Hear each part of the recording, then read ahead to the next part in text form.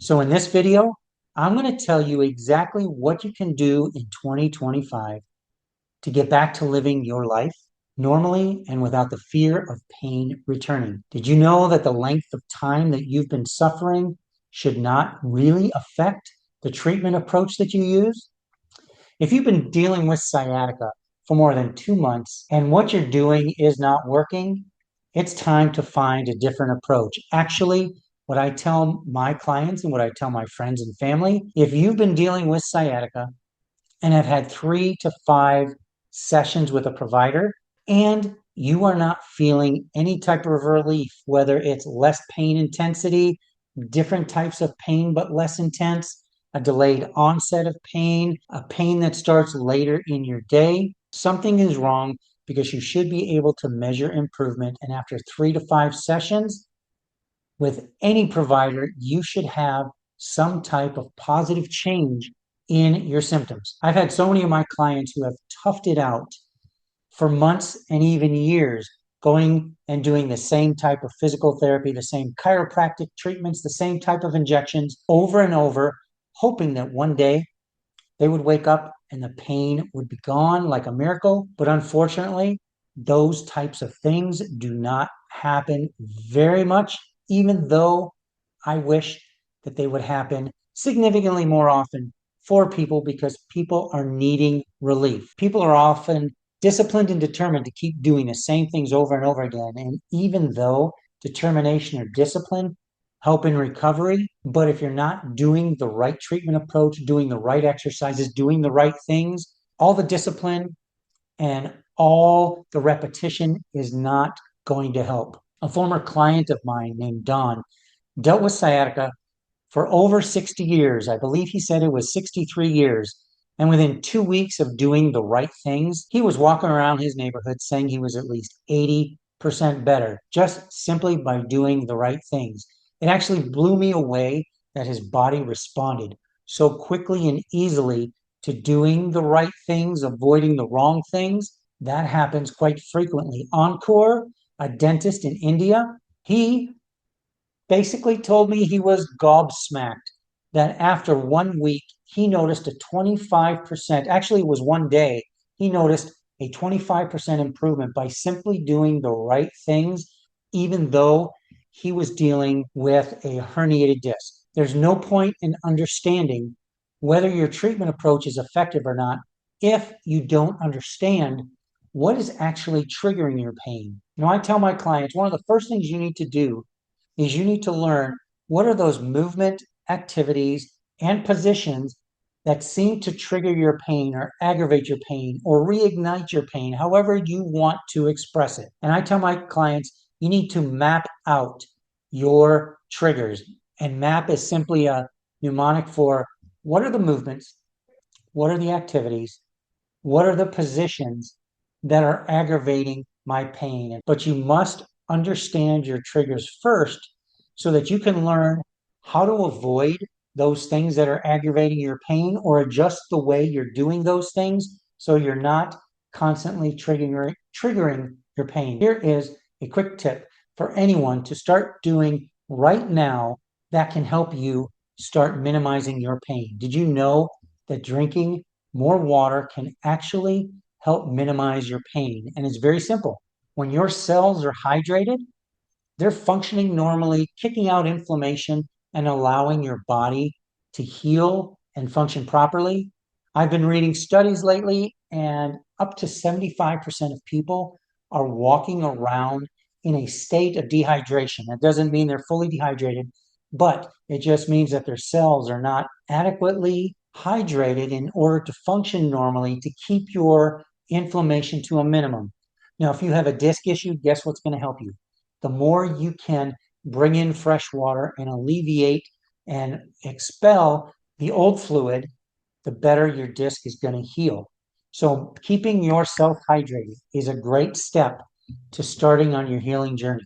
Now, my question is, have you been doing the generic exercises that you can look up online, find on YouTube, find on Google, and do those things that the gurus are telling you to do, despite them not being specific for you? I'm assuming if you have, you haven't gotten the relief that you deserve and need, and that's why you're probably still watching this now. So what I need to tell people is you need to stop aggravating the painful side with exercises and massages.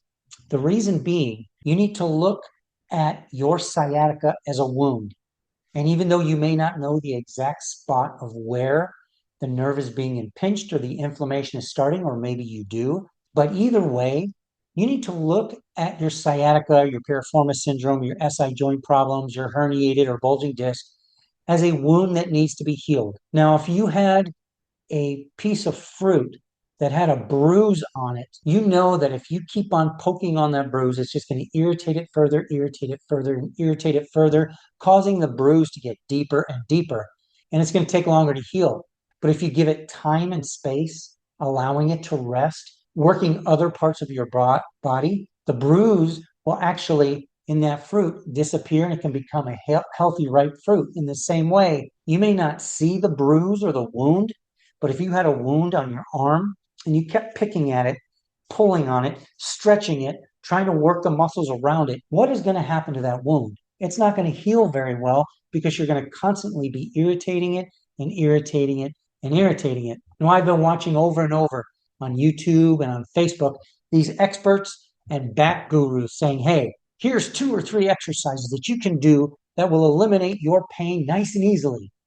Guess what? 2 or 3 exercises to alleviate sciatica symptoms does not exist. It may help a few people here and there, and people may think that they're a miracle exercise, but there's different causes, there's different positions, there's different movements.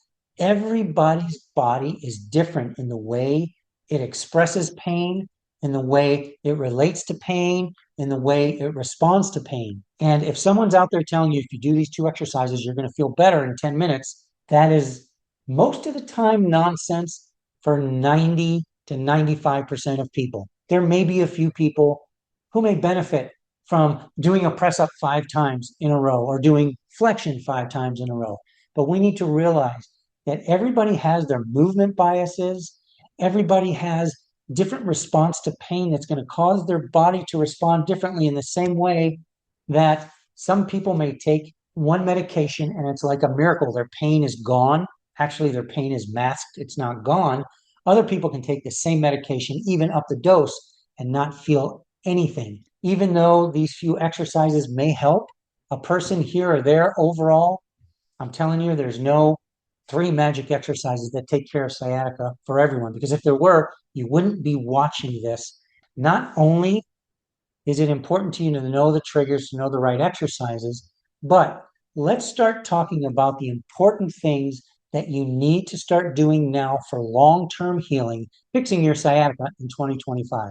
The first thing that I tell all my clients is this: you need to learn how to balance out the imbalances in your body. And I know they're there. I know because after 33 years and working with thousands of clients, guess what I have learned? Whenever anybody has any pain, tightness, stiffness, soreness, discomfort, anything out of the ordinary in their body, the body's natural response is to compensate for itself. And I always use the example of, think of somebody walking around on a bad sprained ankle. You can recognize it because you've seen them walking around like this. Now, why is their head, neck, shoulders going in different directions, very herky-jerky motions, when the problem is down in their ankle? Here's why.